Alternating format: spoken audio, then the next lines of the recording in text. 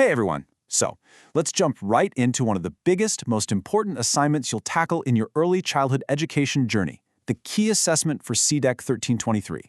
We are going to decode this whole thing, piece by piece, so it all makes sense. Okay, let's be real. When you first get this assignment, it can look absolutely huge, right? Like a giant mountain of work. But I promise you, there's a clear purpose behind it all. Our goal today is to break that mountain down into small, totally manageable steps. By the time we're done here, you'll know exactly what to do. So, here's our game plan. We're going to start with the why this project matters so much. Then, we'll walk through each of the four main parts: observing, documenting, planning, and finally, the big reflection. Just think of this as your personal roadmap. All right, first things first, the big picture. Why are you even doing this? Well, it is so much more than just a grade. This is about learning the single most important skill for any great teacher, really understanding the kids you're working with. This quote from the NAEC standards, it hits the nail on the head. Everything you're about to do, every little observation, every note you take, it's all about gathering clues. Clues that help you make smart choices that will actually help kids learn and thrive. And you know, it's not just about you and the kids in the classroom. This project is also teaching you how to talk about what you're seeing. Good assessment is like a bridge. It connects you with parents and helps you work better with your fellow teachers. It's a team sport. So, if we boil it all down, your whole mission comes down to these four pillars. You're going to observe, you're going to document, you're going to plan, and you're going to reflect. See? When you look at it like that, the mountain doesn't seem so big anymore, does it? It's just four clear steps. Okay, let's dive into the first big part of the project, observing in action. For this section, you need to think of yourself as a kind of detective of child development. Your job is to gather all the essential clues and data that's going to fuel everything else.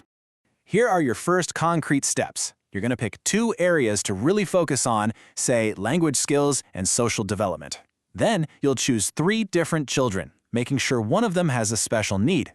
You'll watch each of them for at least an hour, and you'll use 4 different tools to do it. Now, once you've done all that watching, we move on to part 2, documenting your findings. See, just watching isn't enough.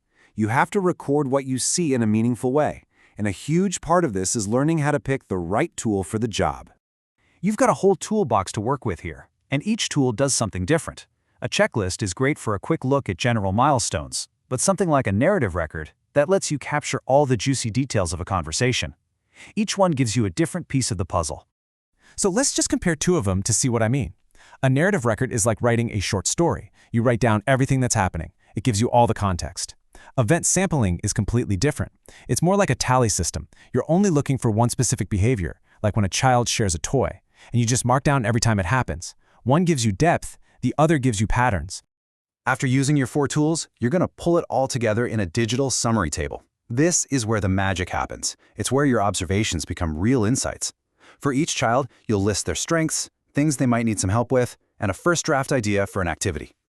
And that summary table leads you right into our next section, planning with purpose. This is where your detective work pays off. You're not just guessing what might help a kid, you're using your data to come up with a real, targeted plan. This is where observation becomes action. So you've got this amazing table filled with fantastic information. You know their strengths, you know their needs. The million-dollar question is, now what do you do with it? Well, the answer is the activity plan. You'll pick just one child and design an activity specifically for them. You'll have to write clear objectives, list out all the materials you'll need, and even think through how you'll ask questions to get them thinking deeper.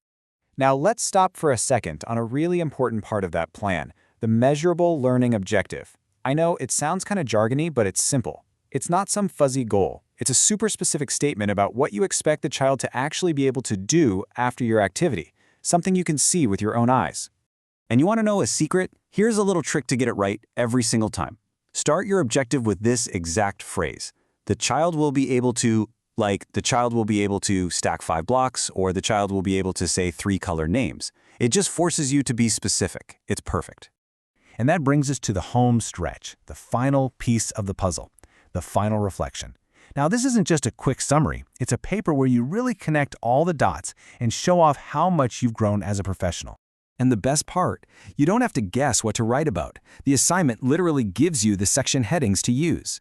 Just follow this structure. It guides you through talking about the tools, the ethics, how your data led to your plan, and what you'll do next. It's a total blueprint for success. Oh, and a quick but super important tip. Please, please, please don't lose points on the easy stuff. Double check that your reflection paper meets all the formatting rules, the page length, the spacing, and especially that APA formatting. Get those easy points. So when you step back and look at the whole thing, you can see this project takes you on a complete journey. You start out as just a careful observer, but then you become an analyst, then a planner, and you finish as a truly reflective professional. It's an amazing process. So as you're working on all of this, I want you to keep this one big question in the back of your mind. Because this isn't really about finishing a project for a class. It's about learning how to truly see every single child, understand their unique world, and use that knowledge to unlock all of their incredible potential. Now you've got the roadmap? Go make it happen.